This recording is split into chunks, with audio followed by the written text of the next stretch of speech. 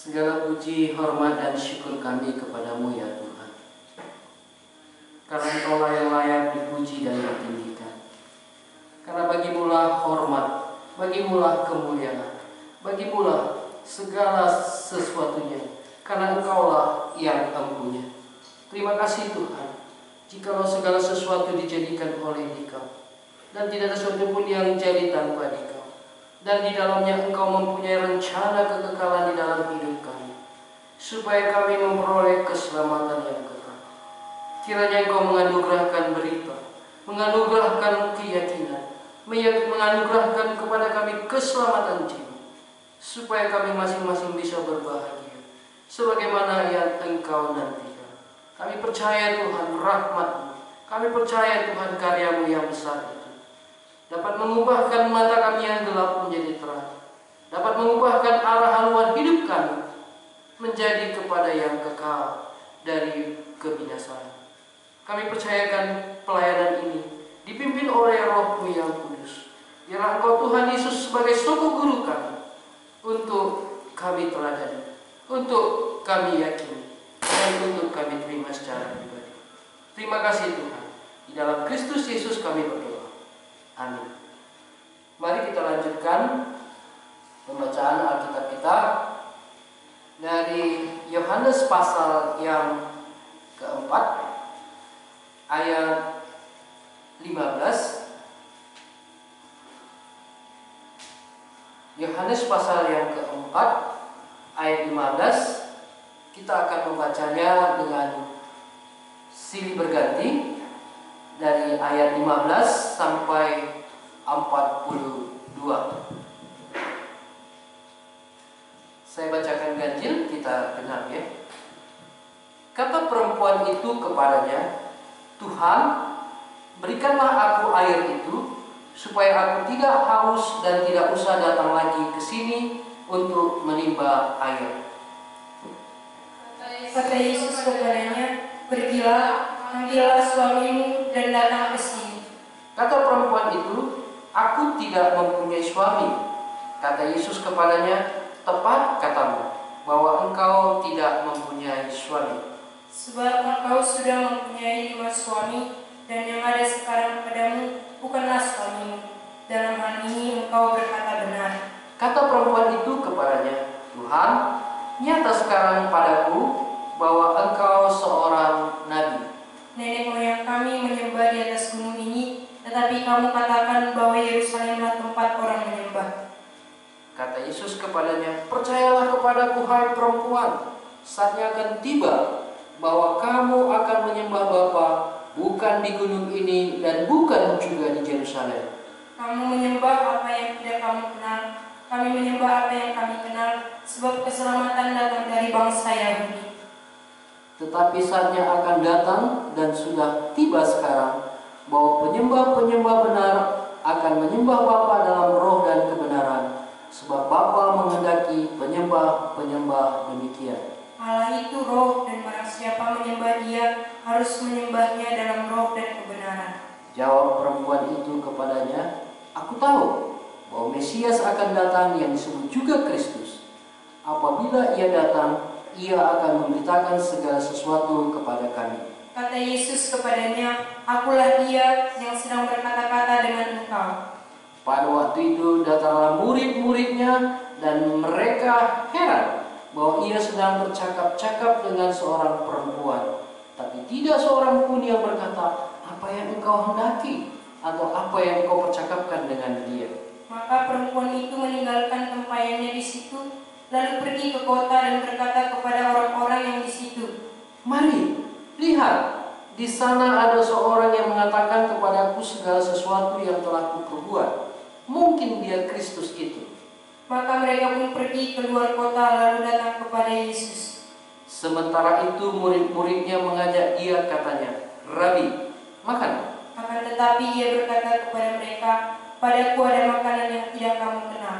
Maka murid-murid itu berkata seorang kepada yang lain, "Adakah orang yang telah membawa sesuatu kepadanya untuk dimakan?" Kata Yesus kepada mereka, "Makananku ialah melakukan kehendak Dia yang mengutus aku dan menyelesaikan pekerjaannya." Bukankah kamu mengatakan 4 bulan lagi tibalah musim menuai?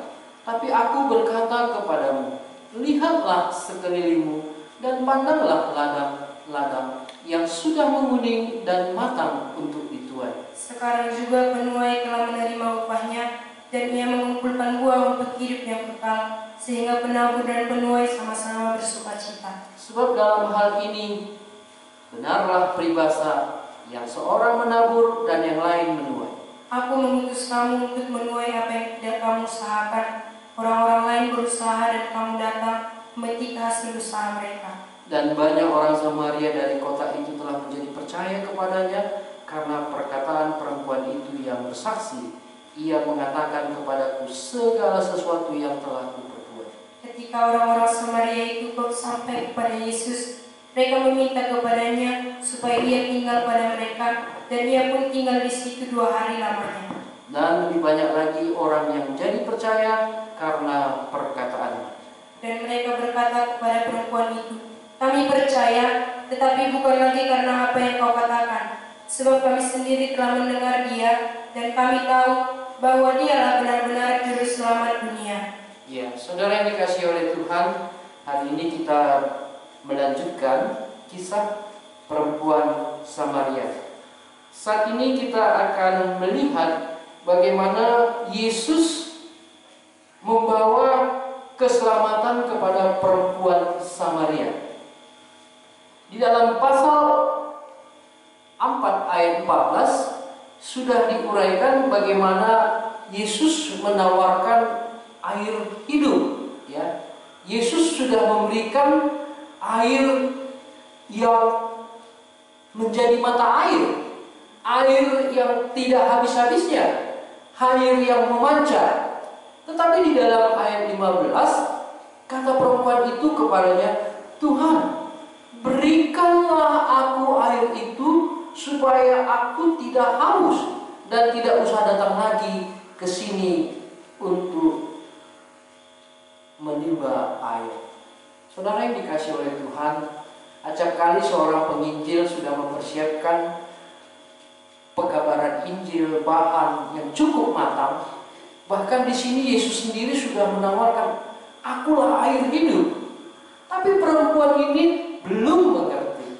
Ya, di dalam ayat 15 katanya, Tuhan, berikanlah aku air itu supaya aku tidak haus lagi. Ini kebutuhannya. Kalau sampai di sini tadi titik, mungkin clear, cepat selesai penginjilan itu. Tetapi perempuan ini masih berpikir tentang seputar air lagi, air sumur Yakub tadi, ya, seputar sumur Yakub tadi. Memang penginjilan luar biasa, ya. Seringkali kita dibawa untuk berputar-putar ke sana kemari. Ya. Tetapi Yesus tidak mau dibawa berputar-putar, ya. Karena Yesus tahu ini dosa wanita ini sangat mengganggu dia untuk mengerti apa? Air hidup itu, mengerti bahwa Yesus ini sumber air hidup ini. Seringkali kalau dalam pelayanan seorang penginjil nggak boleh jenuh, ya, nggak boleh jenuh, nggak boleh gampang menyerah, ya. Nah, di sini kita bisa lihat Yesus membawa perempuan ini, ya, untuk mengganti topik. Kita lihat di ayat 16. Kata Yesus kepadanya, pergilah, panggillah suamimu dan datanglah ke sini. Yesus mempunyai strategi, teknik, ya, bagaimana membongkar dosa perempuan ini. Ya, rupanya saya belajar bagaimana melayani, ya. Yesus berkata, pergilah, panggillah suamimu dan datang ke sini. Strateginya pertama, murid-murid disuruh pergi, ya, dia seorang diri dan berbicara tentang kebutuhan wanita ini pada saat itu adalah air. Dan Yesus membawa dengan menawarkan obat haus. Tetapi belum juga pecah, akhirnya Yesus menyuruh, pergilah, panggillah suamimu dan datang ke sini. Iya, karena topiknya sumur Yakub, maka di dalam istilah suami di sini besar kemungkinan adalah pemimpin rumah tanggamu, imammu, ya, yang menjadi bertanggung jawab atas hidupmu.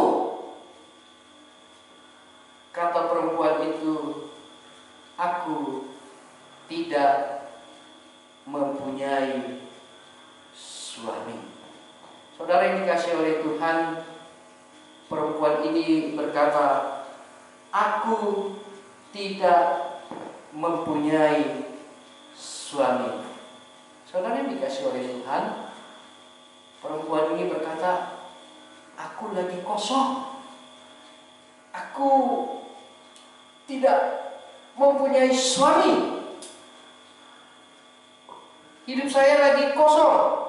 Saya belum ada yang sekarang menjadi imam di dalam rumah tangga saya. Saudara yang dikasihi oleh Tuhan, Yesus katakan di dalam ayat 17, tepat katamu, bahwa engkau tidak mempunyai suami. Yes, I agree. Ya, saya setuju. Kamu tidak mempunyai suami, sebab engkau sudah mempunyai 5 suami. Yang ada sekarang padamu bukanlah suamimu. Dalam hal ini engkau berkata benar. Latar belakangnya, mari kita lihat 2 Raja-Raja, ya, 2 Raja-Raja 17 ayat 24, ya. Saya bacakan. Raja Asyur mengangkut orang dari Babel, dari Kuta, dari Awa, dari Hamat, dari Sepharvaim, lalu menyuruh mereka diam di kota Samaria, menggantikan orang Israel. Maka orang-orang itu pun menduduki Samaria dan diam di kota-kotanya. Ada berapa tadi suku di situ? Babel, Kuta, Awa, Hamat, Sepharvaim. Ya, inilah latar belakang, ya, penyembah-penyembah Baal, penyembah-penyembah dewa, ya, raja-raja kota di Samaria. Iya, saya rasa mungkin juga suku 1, 2, 3.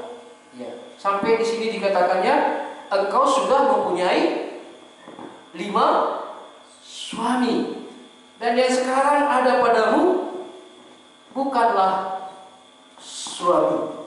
Ya, luar biasa, ya, sangat luar biasa perempuan ini bersama dengan dosanya. Ya. Mari kita lihat ayat 19.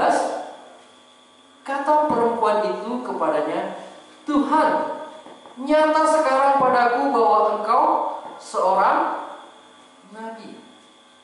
Tadi bicara tentang air, nggak masuk-masuk, ya. Sudah dibawa tentang mata air kehidupan, tidak masuk.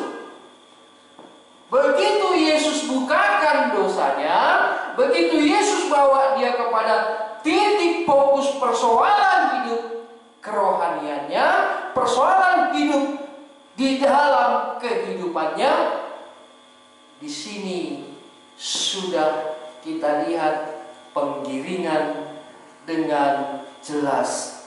Dan akhirnya wanita ini mulai membuka pembicaraan dengan kata perempuan itu kepadanya, Tuhan, nyata sekarang padaku bahwa engkau seorang nabi. Ya, Saudara yang dikasih oleh Tuhan, ayat 19 ini jelas yang memulai pembicaraan adalah perempuan ini. Dia sudah mulai mengenal Yesus dan berbicara tentang Yesus sebatas nabi. Sekarang nyata bagiku bahwa engkau seorang nabi. Seorang nabi itu adalah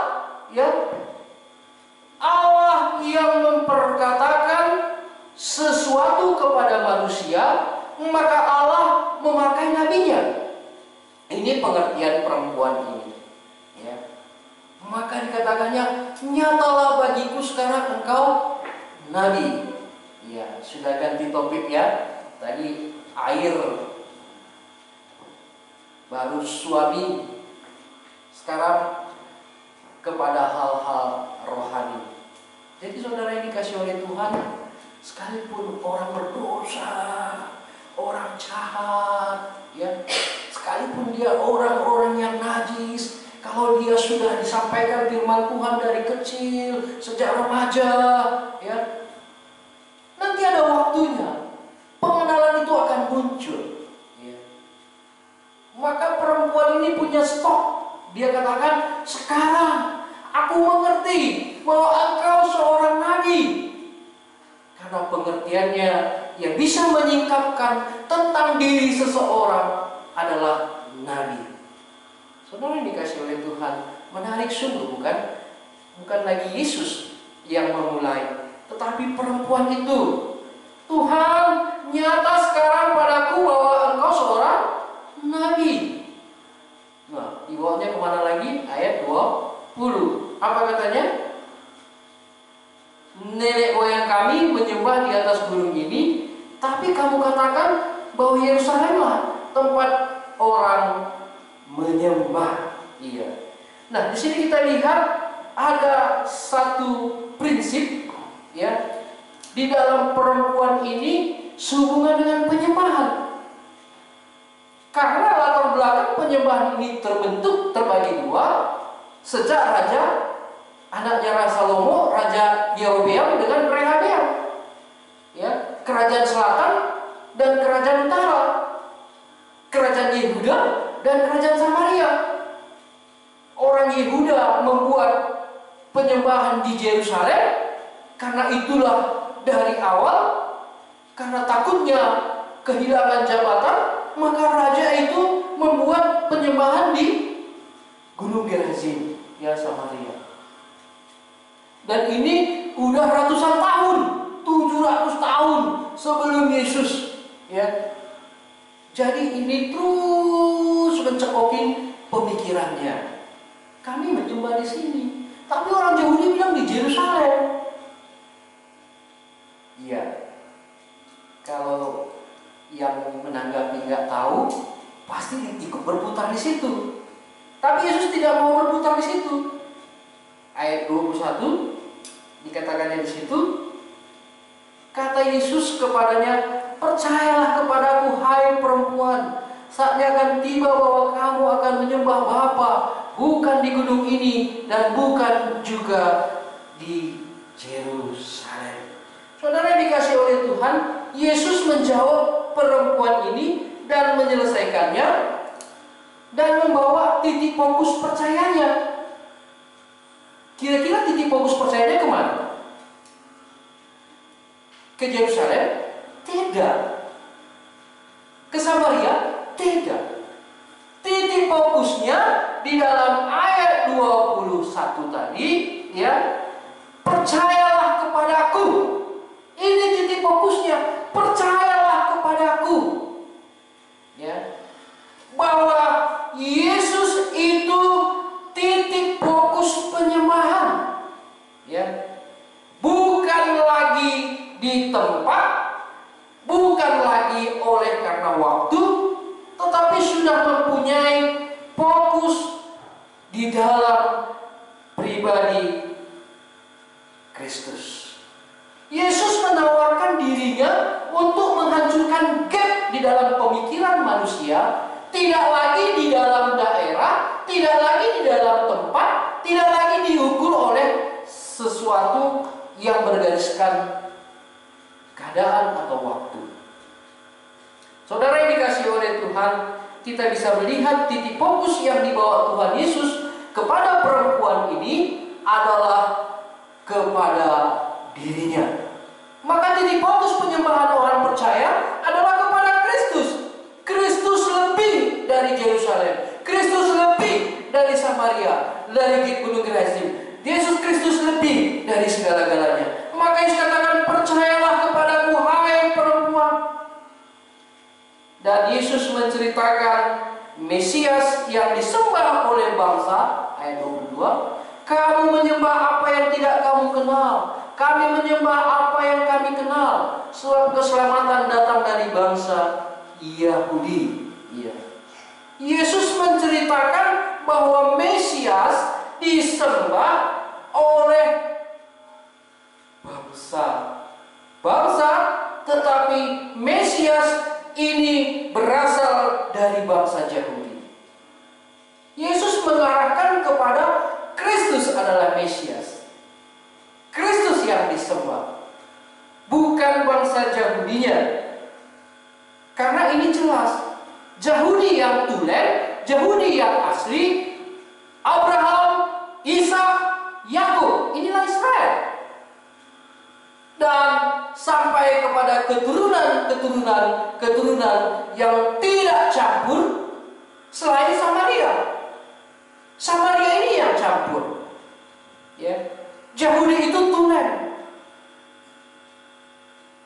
Ya, pernah kisah bagaimana anak Yakub, ya, nama anaknya Sidina, ya, ketika diambil oleh bangsa lain, bangsa asing, ya, di situ sangat marah sekali anak-anak Yakub, sampai mereka membunuh satu bangsa dan mereka tidak setuju kalau adiknya diambil oleh bangsa yang lain. Saudara yang dikasihi oleh Tuhan, di dalam ayat 23 bisa kita lihat, ya. Tetapi saatnya akan datang dan sudah tiba sekarang bahwa penyembah-penyembah benar akan menyembah Bapa dalam roh dan kebenaran. Sebab Bapa menghendaki penyembah demikian. The time is coming. Sudah saatnya datang. Waktunya sudah datang, penyembah-penyembah yang benar. Penyembah-penyembah terhadap Allah yang kekal. Tidak lagi dibatasi oleh tempat. Tidak lagi dibatasi oleh waktu. Jadi bisa kita melihat bahwa yang kita sembah adalah Yesus itu sendiri. Karena Yesus lebih daripada tempat, Yesus lebih daripada waktu. Kalau kita mau menyembah di atas pesawat, silakan. Kalau kita mau menyembah di atas kapal, silakan. Kalau kita mau menyembah di atas atap rumah, silakan. Kalau kita mau menyembah di ladang, silakan. Sudah waktunya bahwa penyembah-penyembah yang benar menyembah Allah yang kekal, menyembah Dia di dalam roh dan kebenaran, membuktikan kita mengerti kekuasaan, keilahian, kekekalan Allah tidak dapat dibatasi oleh apapun dan oleh siapapun, oleh waktu apapun. Maka kita bisa mengerti ganti daripada tempat itu adalah Yesus itu sendiri. Jikalau kita sudah mengkultuskan suatu tempat, kalau kita sudah menunjukkan bahwa di sinilah Allah hadir, maka kita akan suatu saat menjadi kecewa. Saudara dikasihi oleh Tuhan, menyembah Allah, menyembah di dalam roh dan kebenaran, menyembah Yesus adalah Tuhan di dalam segala hal, di dalam segala tempat, di dalam segala waktu, tidak dapat dibatasi oleh apapun dan oleh siapapun. Kita menyembah Yesus hari apa? Ya. Banyak sekali orang bingung. Kita menyembah Yesus hari Senin, hari Minggu, hari Sabtu, hari Jumat. Bahwa yang kita sembah itu Yesus, Tuhan, bukan harinya. Maka segala-galanya. Maka penyembah-penyembah yang benar itu, penyembah-penyembah kebenaran itu, penyembah-penyembah Allah dalam roh dan kebenaran itu tidak dibatasi oleh apapun, tidak dibatasi oleh waktu, tidak dibatasi oleh daerah, tidak dibatasi oleh manusia, tidak dibatasi oleh siapapun. Orang yang menyembah Allah dalam roh dan kebenaran meninggikan Yesus di mana saja, memuliakan Yesus di mana saja, dan menyembah Allah di dalam kekekalan, tidak dibatasi oleh waktu. Mari kita teruskan di dalam ayat 24, dikatakan di situ, Allah itu roh, dan barang siapa menyembah Dia harus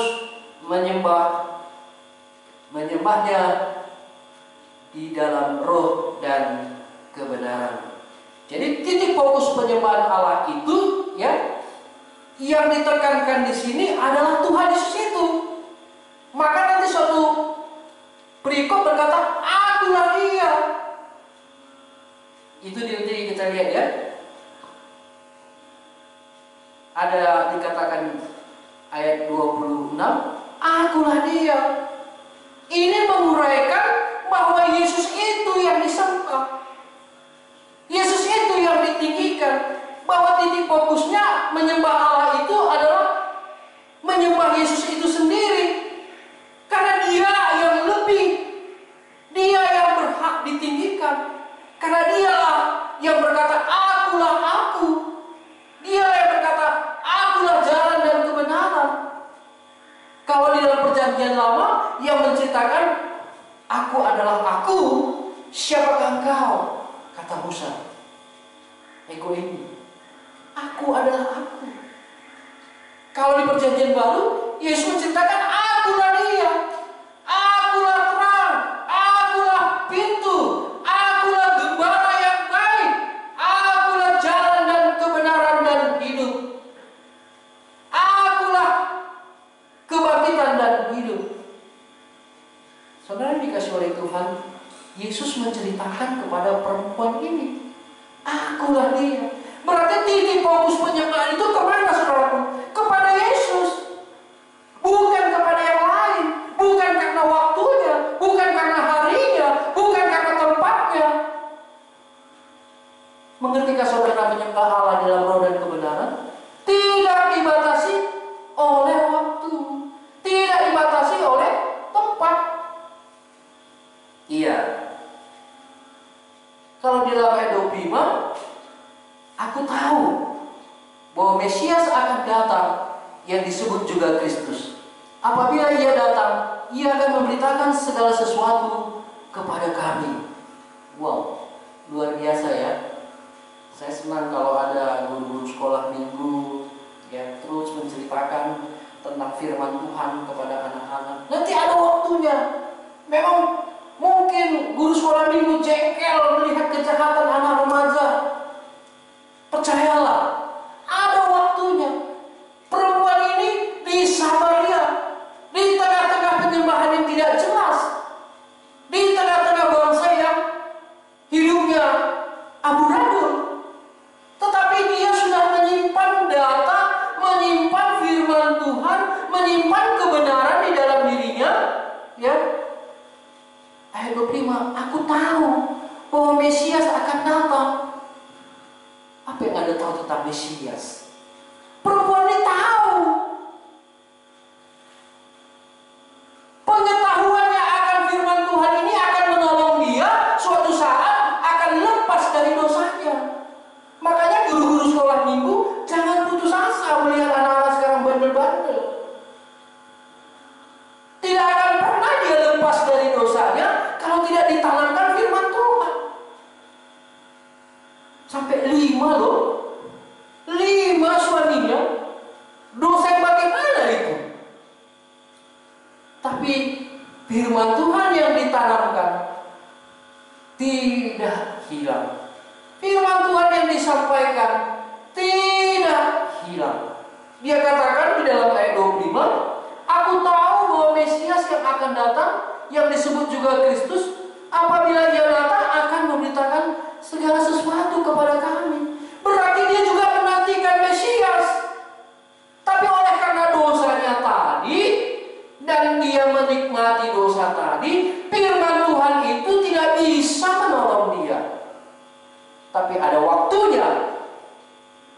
ada saatnya. Ada saatnya. Firman yang hidup itu akan menolong dia. Maka guru-guru sekolah minggu, guru-guru remaja, ya, jangan putus asa. Terus sampaikan firman Tuhan. Bagi kita juga yang menyampaikan firman Tuhan di jalanan, kepada orang jalanan, kepada orang-orang yang di luar perhitungan kita, mungkin dursila, mungkin berzina, mungkin gonta-ganti suami, jangan putus asa. Ada waktunya firman Tuhan itu nanti akan bekerja. Ya. Di dalam ayat 26 kata Yesus kepadanya, "Akulah dia. Akulah dia yang sedang berkata-kata dengan engkau." Ya. Saudara yang dikasihi oleh Tuhan, kita sangat bersyukur, ya, perempuan ini mendapat jawaban yang pasti. Perempuan ini mendapat jawaban yang pasti. Dia menyatakan, "Akulah dia yang kau nantikan. Akulah Mesias. Akulah Allah yang disembah di dalam roh dan kebenaran. Akulah dia air hidup. Akulah dia." Yesus katakan, "Akulah dia." Apakah kau pernah mendengarkan suara Tuhan? Perempuan Samaria ini tidak masuk hitungan, tapi dia mendapat suara dari Tuhan yang berkata, "Akulah dia." Saudara dikasih oleh Tuhan, kita bisa mengerti ego ini. Akulah aku. I am that I am. Orang Kristen mempunyai Allah yang transparansi. Orang Kristen mempunyai Allah yang jelas. Orang Kristen memiliki Allah yang tidak samar-samar. Alkitab dan Allah orang Kristen transparansi, yang berkata, "Akulah jalan dan kebenaran dan hidup. Akulah terang dan hidup. Akulah kebangkitan dan hidup. Akulah gembala yang baik. Akulah pintu ke domba-domba itu." Saudara yang dikasih oleh Tuhan, Allah kita tidak pernah membuat keraguan.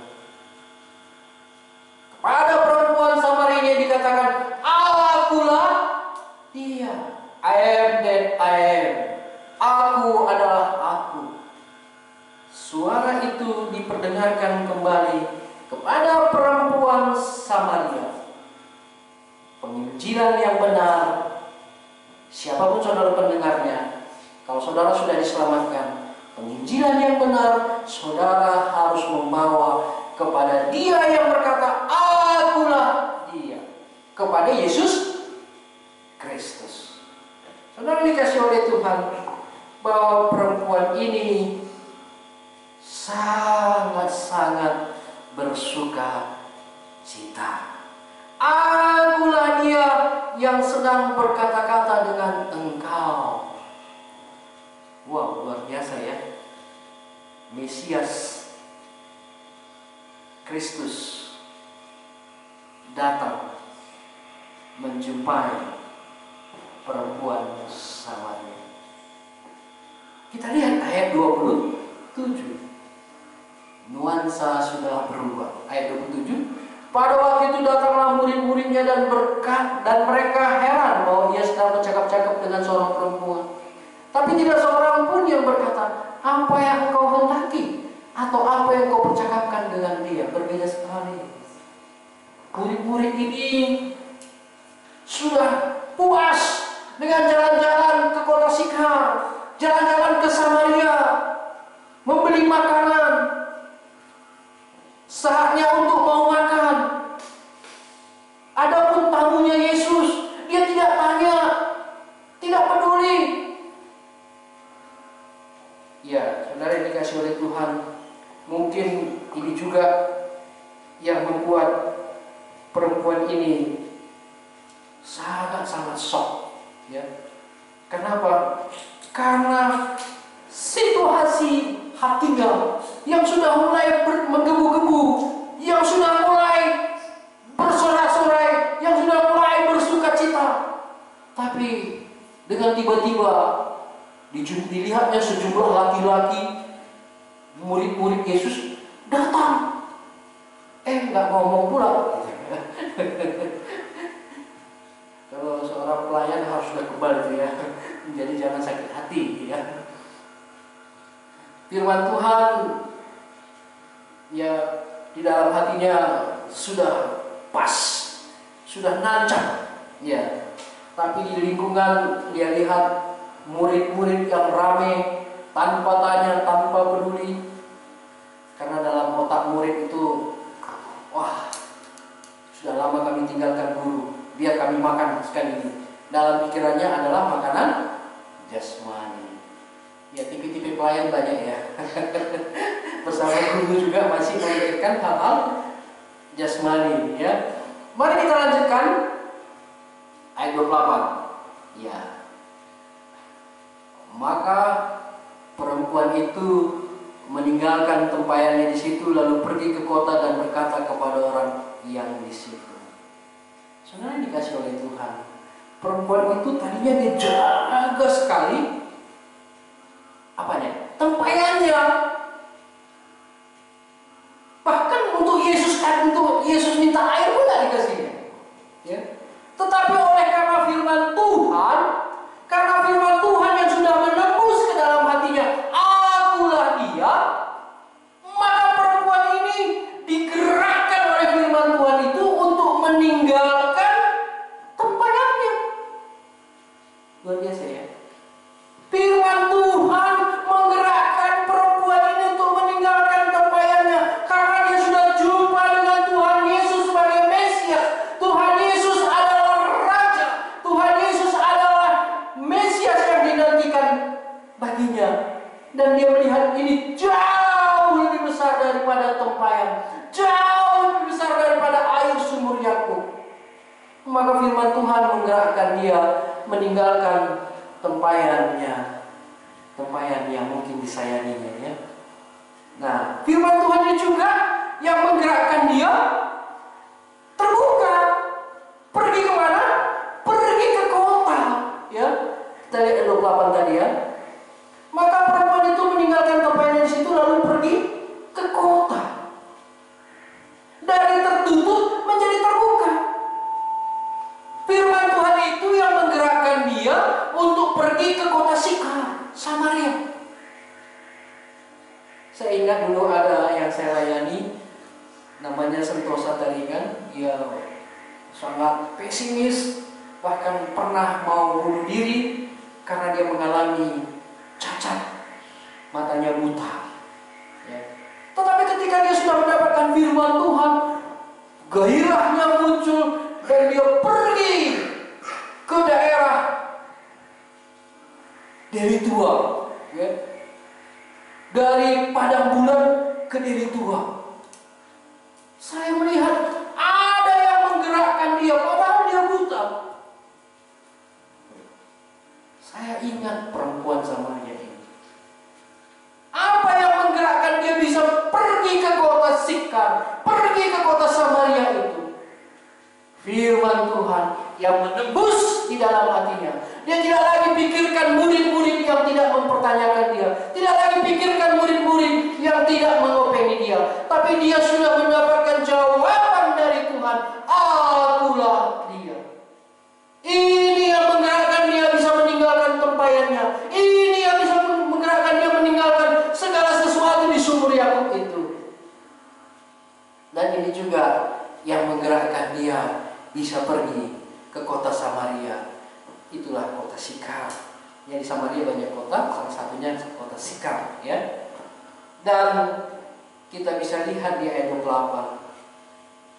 Pergi ke kota dan berkata kepada orang-orang yang di situ. Luar biasa. Tadi dia sembunyi-sembunyi untuk pergi ke sumur karena takut dilihat oleh orang banyak, karena dia merebut suami orang, karena dia mempunyai banyak mantan. Begitu firman Tuhan menembus di dalam hatinya, ini yang menggerakkan dia bisa berPI. Ini yang menggerakkan mulutnya bisa berkata-kata. Ini yang bisa menceritakan bagaimana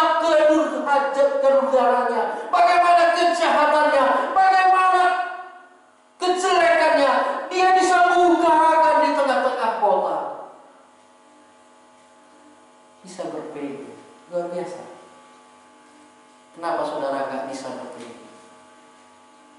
Perempuan Samaria ini memiliki kasih murah, kasih yang digerakkan oleh kasih Kristus. Ketika dia berjumpa dengan Yesus dan dia mengerti bahwa keselamatan yang dinanti-nantikannya selama ini sudah ditemukannya di dalam Kristus. Saudara yang dikasihi oleh Tuhan, di dalam ayat 29 dia katakan, mari lihat, di sana ada orang yang mengatakan kepadaku segala sesuatu yang telah kuperbuat. Mungkin dia itu Kristus. Wow. Bayangin kalau ada mantannya di situ yang dengar. Bayangin kalau ada orang-orang dan keluarga-keluarga dari orang-orang yang pernah dia berhubungan. Tetapi dia sudah vulgar, dia sudah terbuka, dia sudah tidak lagi takut. Bahkan dia katakan, mari, ya, mari, lihat, di sana ada orang yang mengatakan kepadaku apa? Segala sesuatu yang telah kuperbuat. Apa rupanya yang telah diperbuatnya? Dia berani bukakan. Aku sudah berzina, aku sudah mengambil suami orang, aku sudah melakukan ini dan itu. Saudara yang dikasihi oleh Tuhan, kalau orang sudah menemukan keselamatan, kalau orang sudah menemukan Kristus, dia tidak lagi bersembunyi di dalam dosanya. Orang yang menutupi dosanya besar kemungkinan belum ketemu dengan Tuhan Yesus. Sama dengan perempuan Samaria di awalnya. Dia tutupi dosanya, dia tutupi segala kejahatannya. Tapi ketika dia sudah ketemu dengan Kristus, saudara yang dikasihi oleh Tuhan, dia pergi ke kota dan dia katakan, mari, datang, lihat. Saudara yang dikasihi oleh Tuhan, seruan ini adalah seruan setiap orang yang sudah dibebaskan dari dosa. Seruan ini adalah seruan setiap orang yang sudah mengalami keselamatan. Seruan ini adalah keselamatan yang sudah diterimanya dari Tuhan Yesus. Kira-kira banyak gak orang datang? Saudara yang dikasihi oleh Tuhan, perempuan ini seperti membuat KKR, ya. Mari. Wow. Jadi saudaraku, siapapun kamu dan dimanapun kamu, jangan sepelekan perempuan berzina. Jangan sepelekan perempuan yang hina. Jangan sepelekan perempuan yang lemah. Jangan sepelekan orang berdosa. Jangan sepelekan orang yang jahat. Ketika waktunya dia diselamatkan, kemungkinan besar kuasa ilahi membawa jiwa lebih banyak daripada engkau yang pura-pura baik. Saudara yang dikasihi oleh Tuhan, perempuan Samaria ini membawa orang dari kota. Oh, luar biasa, membawa orang dari kota, ya. Pergi dia ke kota. Kemana tadi pergi? Ke kota, ya. Ayat 28, pergi ke kota, ya. Ayat 29, mari, dia Kristus. Ayat 30, saya senang membacanya. Maka mereka pun pergi keluar kota, lalu datang kepada Yesus. Wow, kota, luar kota. Ada waktu, makan waktu. Ada jarak, iya. Ada materi yang dikeluarkan, iya. Mungkin ada yang naik keledai, ya. Mungkin ada yang jalan kaki, ya. Mungkin ada yang naik unta, mungkin ada yang naik dokar, ya. Tapi mereka berhasrat untuk bertemu dengan Yesus karena kesaksian perempuan ini. Dia berani bukakan segala sesuatu keberadaannya dulu dan sekarang oleh karena Kristus. Ini pertobatan sejati. Tuhan Yesus mengharapkan petobat-petobat yang sedemikian. Ayat 30, maka mereka pun pergi keluar kota, lalu datang kepada Yesus. Perempuan ini perempuan yang beruntung. Perempuan ini adalah perempuan yang beruntung bisa bersaksi bahwa jiwa. Begitu banyak orang yang memikirkan hal-hal rohani dalam prinsip, dalam naskah, dalam skrip, dalam khotbah. Tapi kalau tidak ada kesaksian pertobatan, kalau tidak ada firman Tuhan, kalau tidak ada berita tentang Tuhan Yesus, ini akan menjadi sia-sia, ini akan menjadi lemah, ini akan menjadi tidak ada artinya. Mari saudaraku, kita tidak lagi muluk-muluk. Tuhan Yesus sudah mengubahkan hidupmu. Ceritakanlah bagaimana Dia mengubahkanmu. Itu jauh lebih hebat kuasanya daripada argumen-argumen tentang firman Tuhan. Saatnya kita berpede, saatnya kita bersaksi, saatnya kita memberitakan kabar baik. Sama seperti perempuan Samaria ini. Perempuan Samaria ini beruntung bisa bersaksi bahwa jiwa, aku sudah ketemu dengan Dia, aku sudah ketemu dengan Mesias, aku sudah ketemu dengan Yesus, aku sudah bertemu dengan Kristus yang dinanti-nantikan oleh nenek moyang kita. Saudara yang dikasihi oleh Tuhan, tanpa Yesus Kristus tidak akan gampang kita bersaksi tentang akan dosa-dosa kita. Tanpa Kristus kita tidak akan bisa menceritakan dosa yang bertahun-tahun yang bersama dengan kita dalam makan, dalam tidur, dalam bersenda gurau, di dalam keseharian kita. Dan kita tidak akan pernah keluar kalau tidak ada Kristus.